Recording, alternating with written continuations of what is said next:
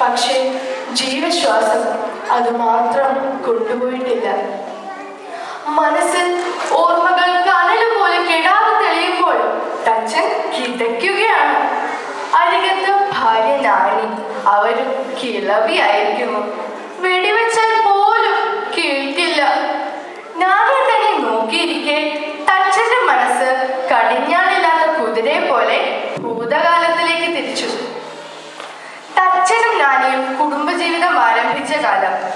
പ്രാർത്ഥനയുടെ ഫലമായി അവർക്കൊരു ആൺകുഞ്ഞു പിറന്നു. അച്ഛനിൽ നിന്ന് ആ മകൻ തച്ചുശാസ്ത്രത്തിന്റെ ബാലപാഠങ്ങൾ ഗ്രഹിച്ചു. അവന്റെ ഓരോ വളർച്ചയിലും അച്ഛൻ അഭിമാനിച്ചു, അഹങ്കരിച്ചു.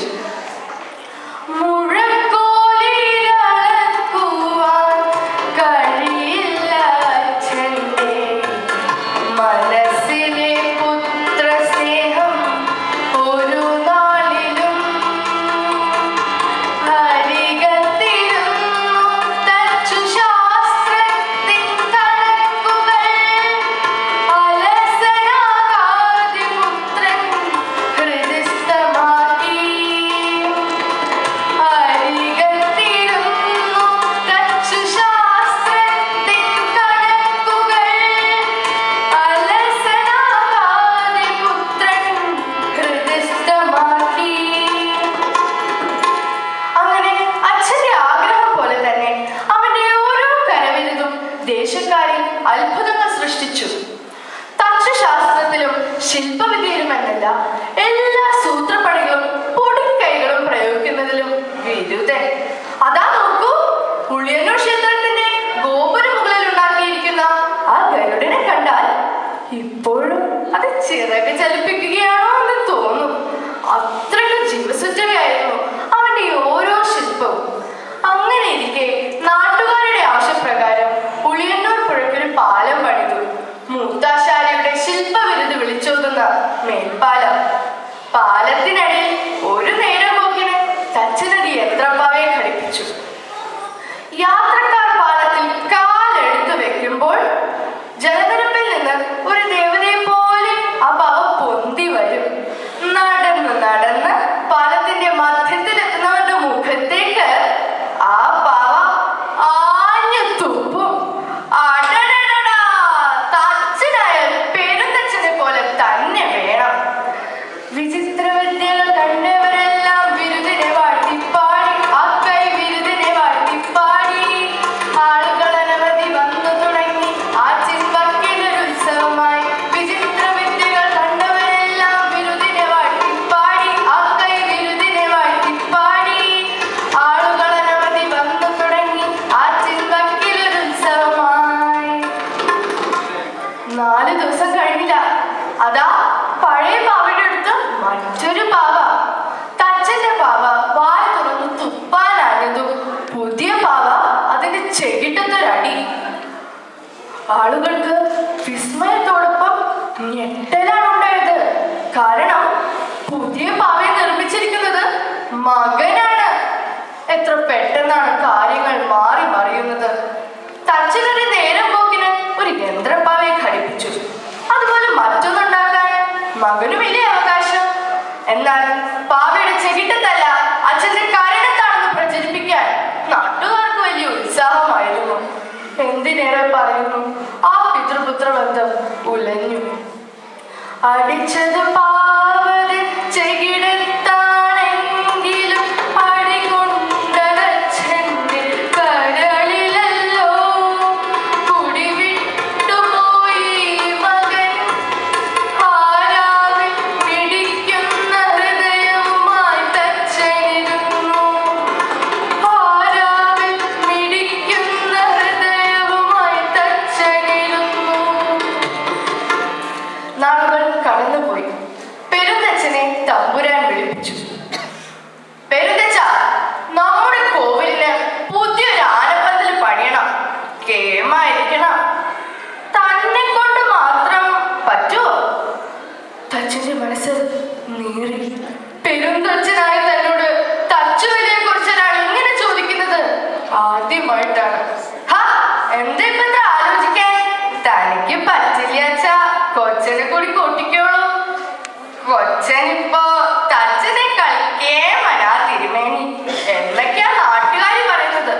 കാര്യസ്ഥന്റെ വാക്കുകൾ. ഹൈ, നോമത് കേട്ടിരിക്കണോ? അതല്ലേ പറഞ്ഞത്, അയാളോട് കൂടി ആലോചിച്ചിട്ട് കാര്യങ്ങളൊക്കെ ചെയ്താൽ മതിയെന്ന്. തച്ചന്റെ മനസ്സിൽ ആ വാക്കുകൾക്ക് വീതുടിയേക്കാൾ മൂർച്ചയുള്ളതായി തോന്നി. പക്ഷെ എല്ലാ വികാരങ്ങളും ഉള്ളിൽ ഒതുക്കിക്കൊണ്ട് തമ്പുരാന്റെ കൽപ്പന അനുസരിക്കാൻ തച്ചൻ തീരുമാനിച്ചു. മകനെ കാര്യം അറിയിച്ചു. ആനപ്പന്തല് കേമാവണം, എന്റെ കുട്ടി കൂടെ തന്നെ ഉണ്ടാവണം. മകന് സന്തോഷമായി.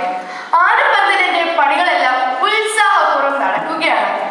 തട്ടും മുട്ടും കൊത്തും പണിയും തച്ചന്മാര് നിരന്നു. ആ തട്ടും മുട്ടും കൊത്തും പണിയും തച്ചന്മാര് നിരന്നു. ആണും പെണ്ണും ജോലി തുടങ്ങി, തൂണുകൾ പൊങ്ങിയുയർന്നു. ചിന്തേരുകൾ പാഞ്ഞു, ചന്ദനമുട്ടി കടഞ്ഞു. ശില്പവിരുന്നിൽ മനസ്സു നിറഞ്ഞു, നല്ലൊരു പന്തലുയർന്നു. ശില്പവിരുന്നിൽ മനസ്സു നിറഞ്ഞു, നല്ലൊരു പന്തലുയർന്നു. പന്തല് കേമൻ തന്നെ. ഹൈ, കേമനല്ല, കേമൻ തന്നെ. തച്ചനല്ലേ ഉണ്ടാക്കിയത്? തച്ചനല്ലേ? കൊച്ചനാ? തച്ചന്റെ കാലമൊക്കെ ഇപ്പൊ കഴിഞ്ഞു, ഇപ്പൊ കൊച്ചന്റെ കാലമാ.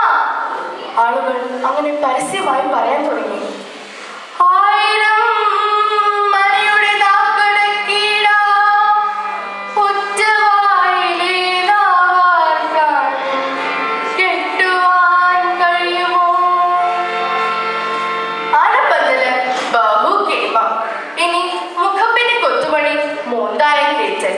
അത് കഴിഞ്ഞാൽ പണി ശുഭം.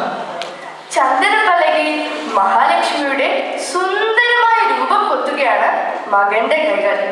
മുകളിൽ മുഖപ്പിന് വീതിൽ കൊണ്ട് ആണി ചെയ്യുകയാണ് അച്ഛൻ. ഒരു വേള അയാൾ താഴോട്ട് അത്ഭുതത്തോടെ നോക്കി. എന്തൊരു വേഗത, എന്തൊരു ചാരുത! പെട്ടെന്ന് അതാ തച്ചന്റെ കയ്യിലെ വീതുളി അറിയാതെ താഴോട്ട് വീഴുന്നു. ദൈവമേ! വീതുളിയുടെ ഗതി മാറ്റുവാനായില്ല ദൈവത്തിനും. ആയത് പതിച്ചല്ലോ വിധി, ഉന്നം വെച്ച പോലെ കണ്ഠത്തിൽ. ശിരസും മുടലും വേർപെട്ട് രക്തത്തിൽ കുളിച്ചു കിടക്കുന്ന കൊച്ചു തച്ചന്റെ ശരീരം അപരാധിയെ പോലെ താഴോട്ട് പതിക്കുന്ന പെരുന്തച്ഛൻ.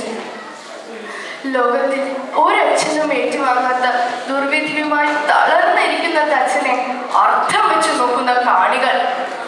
കൊന്നോ? ഇല്ല, ഇല്ല, ഇല്ല. അടുത്ത ഞാനീ മുറുക്കാനടിക്കുന്നതിന്റെ ശബ്ദം പെരുന്തച്ഛനെ ഓർമ്മകളിൽ നിന്ന് ഉണർത്തി. ആ കണ്ണുകൾ നിറഞ്ഞൊഴുകി, വിറയാർന്ന ചുണ്ടുകൾ മന്ത്രിച്ചു. എൻ മകനെനിക്കൊന്നു അടിയായിരുന്നേനെ, ഭീമമാ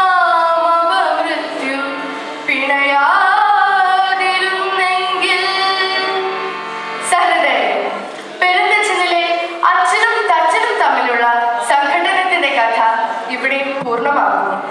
എൻ്റെ കഥ ക്ഷമയോടെ കേട്ടിരുന്ന എല്ലാവർക്കും നന്ദി, നമസ്കാരം.